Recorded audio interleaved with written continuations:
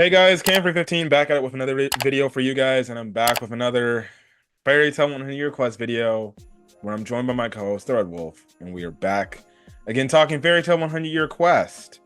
Obviously, we get the introduction to the next new major arc of this series, the sequel series, and I don't know why Siri is just like, hey, let's go! You want to talk to me now? Siri. Yes, she activated when I said it. I'm not even gonna say it. My AI is Bixby. Anyways, and then obviously we get what the cliffhanger we left off last week, which is probably the funniest part of the episode, which was the Fairy Nail filler mini arc thing, which it was actually in the manga. So technically, it's not filler. When we were reading the manga, it felt like a nice little filler thing to get away from a little bit of the seriousness after the Mercphobia or the Water God Dragon arc before we got into more crazy shit with the Alderaan arc. So yeah. I kid you not, guys. The whole fairy no experience. I couldn't stop smiling the whole time. I was just watching it like my cheeks were hurting the entire time I was watching. Now, we both read the manga of this part, and we both actually read this part of the manga together. And we were absolutely crying and laughing out loud when we first read this shit. Mm-hmm.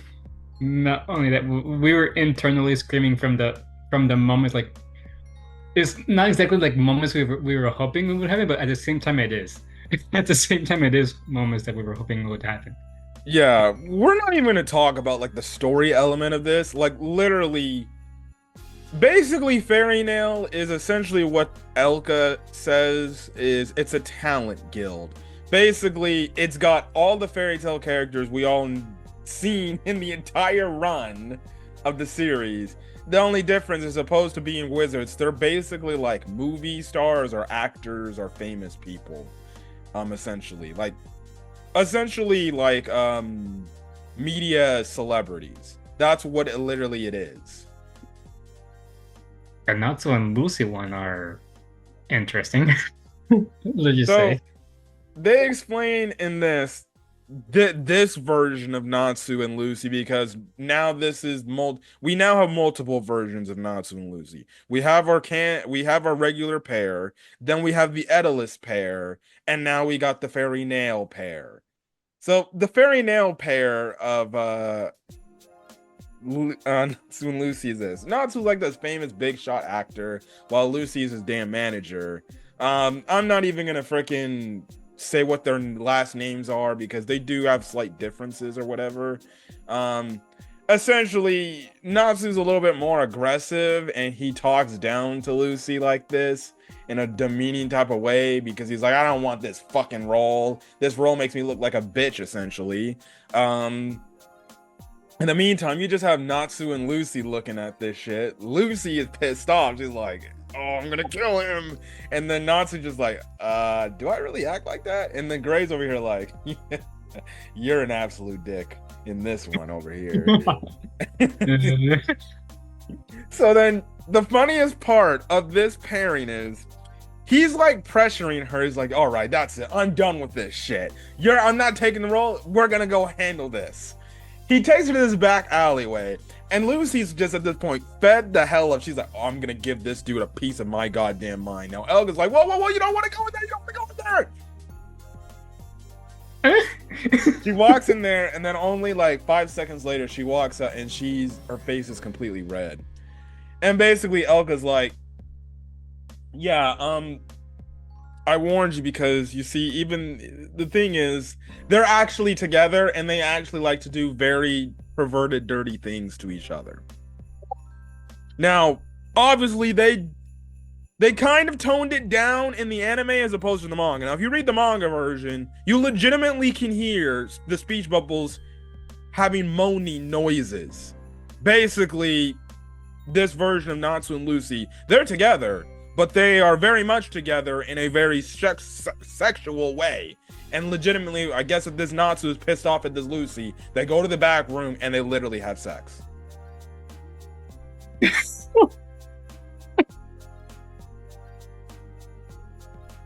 Oh, oh my goodness. Would fairy tale also be this bold? Listen, it's it's funny. Um, this counts as a Nalu moment. This counts as a Nalu moment, even though it's a different Nalu. Yeah, yeah. It's a Nalu moment because it's like, well, guess what, Natsu and Lucy, and you guys finally just, I don't know, hook up. Maybe you guys can get it on and start making the babies. Well, like I said at the beginning of the video, it's like there's moments that we like and it's happening, but at the same time it's not happening. But It's not happening. hmm, So, at least Mashima gave us Natsu X Lucy. ish. Even though it's a carbon copy of them, but you know. How many carbon copies are there now? Technically, if you want to count their if you technically want to count their little mini cameo in Eden Zero, I believe if I go back, they were actually holding hands outside the diner or walking outside the diner. They did. So technically, there's 4 different versions of Natsu and Lucy, and so far, 2 of them we've seen so far are confirmed to be a couple. But yet, our current Natsu and Lucy that we're following, they're the only ones that we are still waiting till this day to finally hear a goddamn confession and that they want to be with each other. They're teasing. They're teasing. Personally, if you ask me, it's more if Lucy confessing her feelings and saying she'd be with Natsu more than Natsu doing that, but unless Natsu actually has a brain and he ain't worried about fighting and all this BS, because if you remember that filler episode in the original show where Lucy actually thought Natsu was in love with her, which was one of the best fairy tale fillers of all time, because at the end of it, she literally kills the man because she took it the wrong. I remember. I might need to rewatch that episode again. That episode was so fucking funny because all the other members were like egging her on. Like, maybe Natsu does love you like that. Yeah. Miriam's like, but I think you two would make a perfect couple. She's not wrong. Some other we find out like Urza's clone Elka is essentially like a stage actor. That leads into a funny scene where Urza's like, well, I could act a lot, because she's like, I'm very afraid about this upcoming role that I gotta do. It's kind of like about love and everything, and I gotta do this play. And Urza's just like, oh, I know how to act, I can help you. And then the other fairy tale members are just like, yeah. And when they get into the topic of love, they start to like question each other. Like, do you have experience on love? Like, and Grace like, no. And even Urza confesses she doesn't have experience on love, but we all know who she loves. Yeah. So you get that funny scene, and we find out, and this is like after this, they go on the train and they're going back and everything. I did think there was another nice little Nalu moment, because eventually Natsu gets motion sickness and then he lays on Lucy's lap, and she's kind of like comforting him a bit because he got the motion sickness. I consider that a Nalu moment. Yeah, although I'm pretty sure it happens almost all the time. Like, I think it's just a typical Natsu moment, getting motion sickness. Yeah, but she does it twice and she completely is fine with it. When in the past has she been fine with Natsu sleeping on her? And, well, outside of after moments of the arc when he's clearly exhausted and he's done with the fight and he just lays there and she's just right there catching him.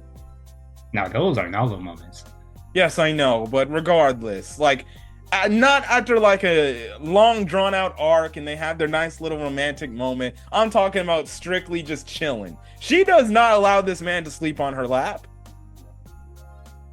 Maybe because he's never really like laying down. That, and then the motion sickness. Mm-hmm. At least she was being nice. She was even patting his head. I like that. It's cute. Uh-huh. But we find out that Elka and Urza switched roles, and they had Urza. Urza basically was the one doing the stage play, and all the crowd was like, "You suck! What happened to you, Elka?" This girl can't draw, or she can't do art. She can't act for shit. She can't even sing, correct? Apparently not. Yeah, if it ain't anything to do with fighting, she ain't good at it. Mhm. I guess her second best thing would potentially be love, but until she finally confesses Jalal her feelings, then we're gonna have to put that on the back burner too, of things she's not good at. Mhm. We do see some other things. We find out like Mira Jane is no different. She just a model. Lizana's also a model, I'm guessing as well, but goddamn Elfman is boss. I don't mean to be rude. Makeup artist. Makeup artist. I don't mean to be rude to the insensitive people and the other people, but they basically make it to seem like he's gay. I mean, I have a. Or how about this? I won't say that. He looks more. He's acting more like a feminine. He has more of a feminine persona than a masculine persona of the Elfman we know. I have a friend who's the same actually. Nothing wrong with that. Nothing wrong with that. I don't judge. If you're a guy and you're more into feminine things, that's fine. Although seeing Elfman in such a way, oh my goodness. We do see the other version of Gajil and Levy. Elka says like they're a married stage couple, and Lucy's like, married? Huh. And she kind of thinks about her Gajil and Levy because the fact that she knows that Levy is pregnant with their kid. And you can essentially say Gajil and Levy are literally a married couple. They're like probably the married. Yeah. That ship has sailed already. That ship has sailed already. Yeah, no need next to Biska and Alzak, they're probably the second married couple. Even though they're not officially married, you can literally probably say that they're the second married couple in the guild. Wait, aren't they officially married? I thought they were. No, they're still quote unquote dating. It's just Levy's pregnant with their kid. Oh, they really went in it. Listen, he probably got it on after Alvarez, and he was like, "Listen, I almost died. I need to make sure my girl's all right." So he's like, he probably gave her the Iron Dragon stick. Okay, stop.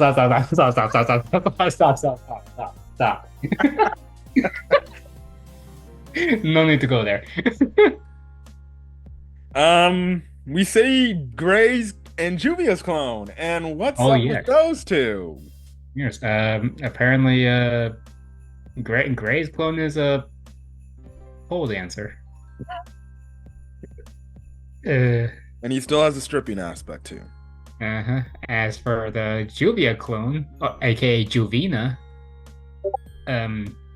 she's a topless dancer. I'm all for it.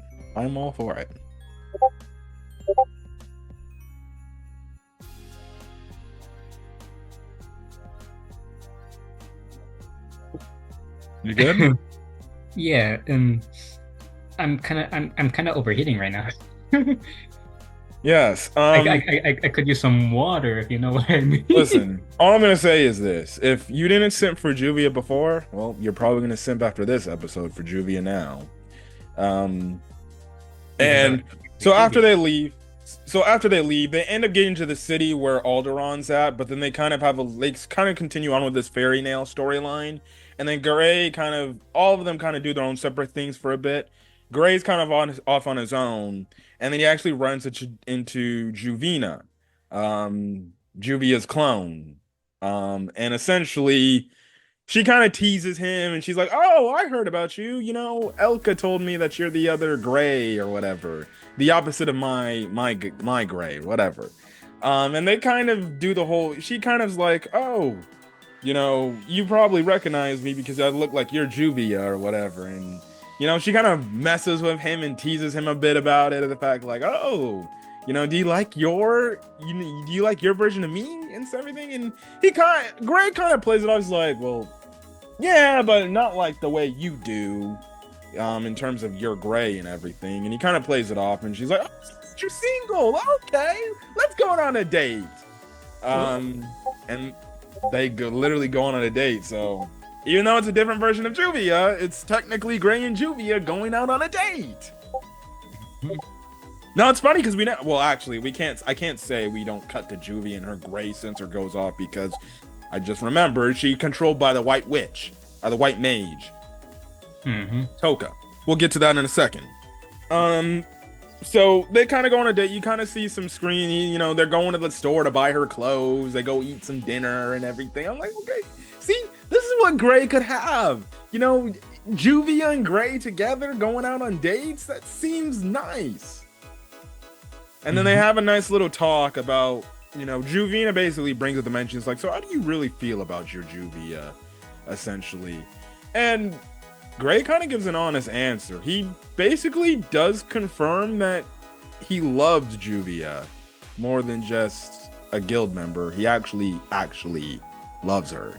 He just feels like he's not strong enough at this point in his life to be able to confess his feelings to her and basically say, yeah, I want to settle down with you and be more than just guildmates and everything. But I guess it makes sense. He's doing the manly thing of he feels like he ain't strong enough for his girl.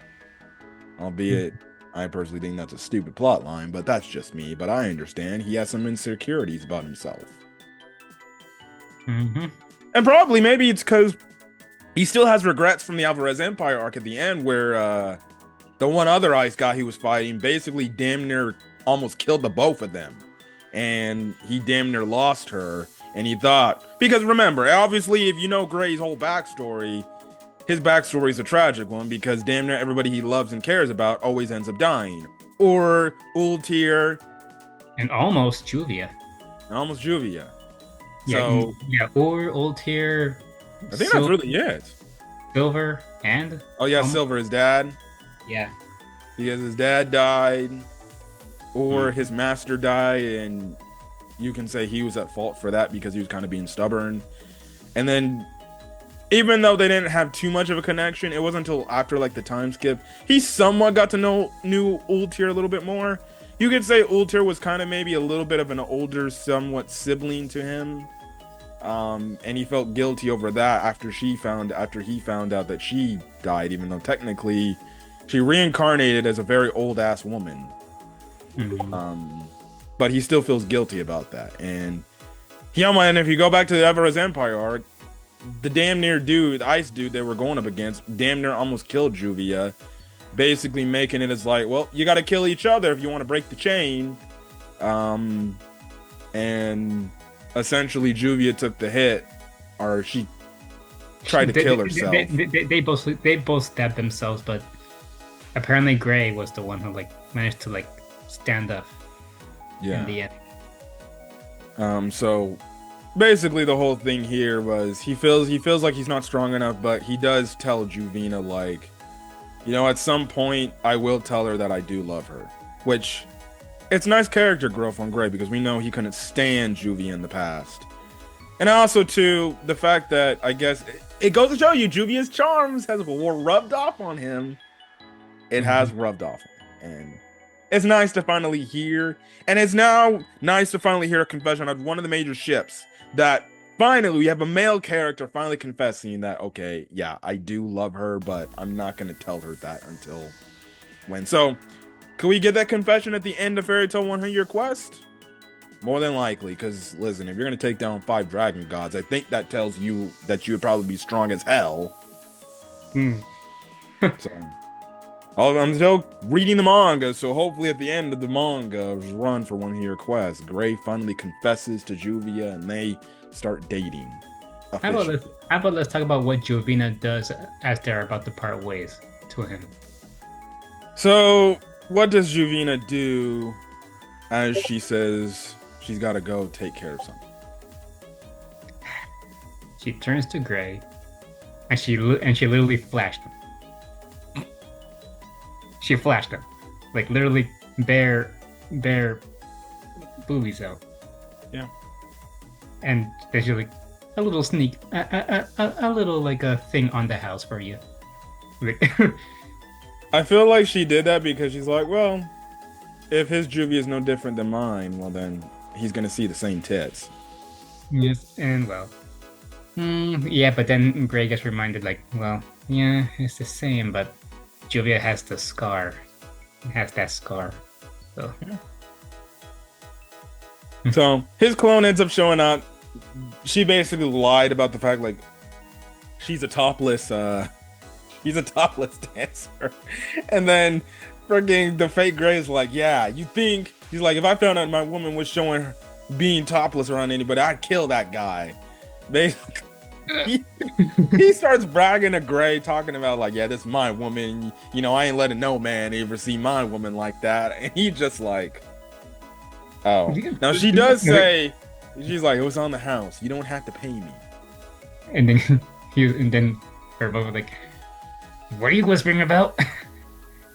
So, yeah, and then she basically goes her own way. Now it's gonna be very funny how they handle this in the English dub. I would envision that it's gonna be the same voice actors that reprise their roles, but it would be funny for the English dub if they actually got like new voice actors for these clone copies, and they just said like, well, let's just do it for the fun and kick fun of it and do something.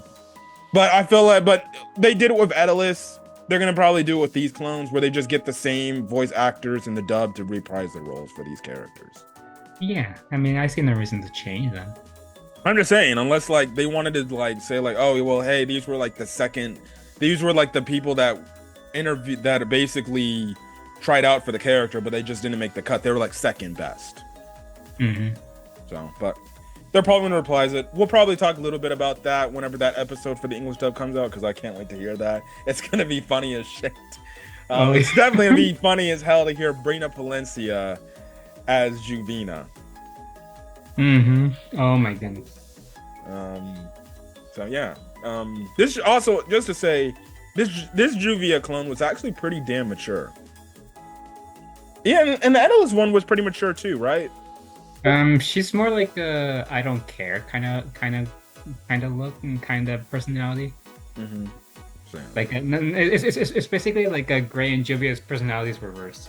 The Edalus Gray has a crush on the Edalus. Oh yeah, that's right. Yeah. So it cuts back to the train. Urza and Elka switch places.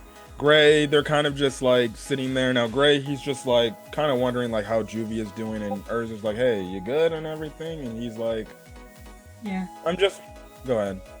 Yeah, you basically said it already. Like, and then he's just imagining Julia. Gray, someone.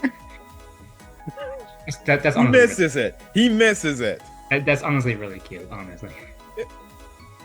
It just goes to show you that Gray really does care, and he misses the Juvia-sama stuff, even though, I mean the Juvia-sama, the Gray-sama stuff, even though it might get on his damn nerves, but he loves it at the end of the day, because, let's be honest, outside of the guild members he knows, who else truly does love him? Juvia. So, that's the thing. And then next thing you know, Juvia shows up. She's like, oh, hey, how you doing? And he's like, Juvia-sama. And she's like, Gray, did you just say Juvia-sama? Now, if she was not controlled by the White Witch or the White Mage, she'd probably actually start freaking out. And she'd be like, oh my God, you love me, don't you? And then he would have been like, no, I don't. And just trying to hide it. But she was actually pretty relatively composed. Now they asked her like, Julia, what the hell are you doing here, and where the hell did you find us? And she's like, well, I just came around and everything, so yeah. And then I just ran into you guys. You know, my radar went off. Typical Julia. Now she's a little bit more mellowed out, and she's acting like different. And Gray actually picks up on this because he ends up asking her, it's like, hey, how's the guild doing? And she's just like, the guild doing? And then she starts holding her head, like she's she's having a major headache, and all of a sudden she puts her arms on Gray's shoulders and like, beware the White Mage, and then she passes out.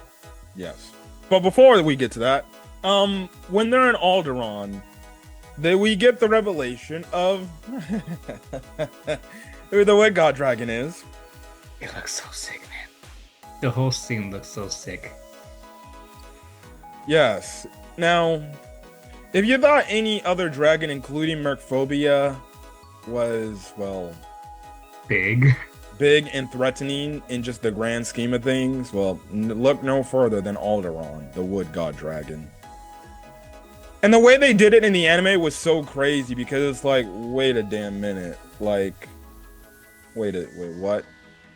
And because when they start putting the pieces together, because there was a part in the episode where there's like an earthquake happening. They're like, whoa, what the heck is happening? And then you just have the civilian like, oh, it's all right. And this always happens at this point in the day or the night and everything. And they're like, what are you talking about? And then that's when they realize, and they're putting two and two together about Elefseri talking about the wood god dragon and everything, or Mercphobia talking about that. And essentially, that's when they put two and two together. They look and they see the dude's face, and they're like, oh shit, we're on the wood god dragon, because they're like, wait. Or well, Lucy looks at the map, and the map is in the form of a hand, and they're like, that's his hand. And then they're like, oh shit. Oh. We're actually on top of his hand. And they see his face and everything. And they're just like, oh shit. Yeah. We knew that the wood dragon was gonna be the biggest dragon out of them all, but this is absurdly big. Yeah. And he looks like Groot. Well, the face does. Yeah. If Groot managed to grow out even for another like 2 years. I wouldn't say 2 years, probably like a whole ass decade. Maybe, yeah. Imagine if that's what Groot turns into eventually. Imagine. Who knows? Yeah, they're in utter shock and all. The anime does a great job at displaying like the feat of how like huge he is. And they make the mention like the dude has like 4 or 5 other cities on him. He's got another city on his left arm. He's got another city, I think, on his head, and then another city on his damn back, essentially. So they're like talking like, so how are we actually going to defeat this thing with the fact that there's actually like living people on this dude? Yeah, because what if the people coexist with the wood dragon? So it's going to be another one of those situations where like good dragon, let's seal it, but don't kill it. Yeah. So Alderaan potentially could be a good dragon if he's fine with having civilians make cities on top of him. Now, how these civilians made cities on top of him, don't know. I guess that will be explained later on. Going back to the Juvia thing, she's passed out. She's knocked out. She's not responsive now. Lucy, Lucy, Urza, and Natsu, and I think the Exceeds, they all go find some more hints about Alderaan, while Gray and Wendy stay behind to protect Juvia, and watch over her. Now, this old man starts talking and is just talking about the legend of the wood god dragon and everything. Apparently, like, the people worship him like he's some sort of deity. He got his own goddamn plushies, and everything. And then this old man takes him to like this church and everything. And it's like, oh, this is the Church of Alderaan, where people give their thanks and their praise. You know. Not so says. Yes. So they walk in, and then it's like a darkened, like, freaking church. And next thing you know, this old man just is like, you know, here's the good. The thing is this, you know, as much as we like to welcome in visitors, we don't like to appreciate people that are trying to harm the wood dragon god. On top of it, we have been essentially looking for you because you're fairy tale members and you have an influx of magic, and that's offensive to the white mage. And they're like, wait, white mage? And they remember the fact of what Juvia said about avoiding the white mage. The doors behind them close, and they're like, all right, explain yourself. Who the hell are you? And essentially, this old man reverts back into Mira Jane, catches Urza by surprise, and Mira Jane's like, hey, Urza, why don't we play like we used to when we were younger? And they're like, they're all shocked. They're like, Mira Jane, what the hell are you doing here? And Mira Jane, what are you doing? And then you just have a whole row of characters with the white hoods, and they take them off, and it's all the members of Fairy Tail that have been corrupted by the white mage, aka Toka. And that's where the episode ends off. and we're left off on a cliffhanger where it looks like Fairy Tail has to fight Fairy Tail. So we're getting a Battle of Fairy Tail Part 2, guys. The only difference is well, they're actually being corrupted. It isn't the thing where Loxus is actually like trying to take the guild over, but I digress. Now it's funny because I'm not gonna go any spoilers, but I'll probably tell you off air. But there's a certain fight that I saw on Twitter somebody post talking about like, oh, it's gonna make or break this arc. Hell, it's gonna make or break this series, and I'm just like, are you people fucking stupid? Some of these dumbass Fairy Tail fans are actually stupid. I'll tell you off camera what fight that person was referencing. Okay. But regardless, a good episode. I enjoyed it. I very much enjoyed it. Very. So look at this episode and not smile impossible. Yeah. Well, I think we're gonna get out of here. We only have 5 more minutes of our video left. Any other final thoughts? No, that's it. Just yeah. All right. If you guys like the video, leave a like, put in the comment section your thoughts, hit that subscribe button if you want to get more Came for 15 content. I do reviews, I do gameplays occasionally. I think after I'm coming to the conclusion, after I'm done with my Resident Evil gameplay, I think I'm gonna do another gameplay, and that's another big famous gameplay of another big game series, especially coming off the high heels, even though the second game is kind of mixed, and that is the Marvel Spider-Man series. Luckily, they have a streamer mode, which means no copyright shit. More games should have that, if we're being honest. Yeah. Every game, honestly, every game should have a streamer mode. Yep. So it doesn't play the copyrighted music, and your channel ain't getting copyrighted because the music's shit. Yep.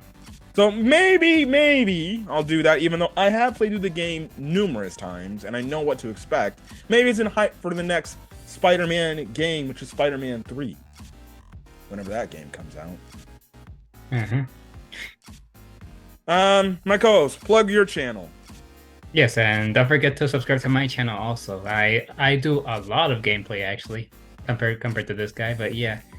I do Stellar Blade, which I'm currently doing right now. Right now I'm just doing some side quests, but I'm probably just gonna end up getting to the like whatever ending I'm gonna get anyways. And I do other games too, like DNF Duel, Code Vein, and if I ever get back into it, Dragon Ball Fighters. Thanks to this guy, but yeah.